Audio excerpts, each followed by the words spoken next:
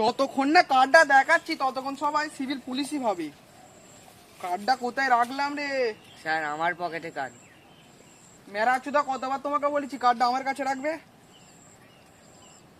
আপনারাই কি সিআইডি? হ্যাঁ। আপনাদের কি আমি ফোন করেছিলাম।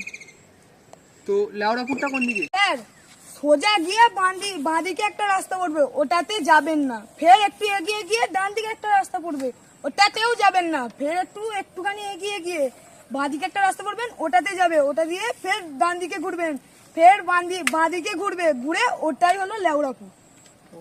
চলো অভিজিৎ আর ছায়া লেওড়াপুরের দিকে।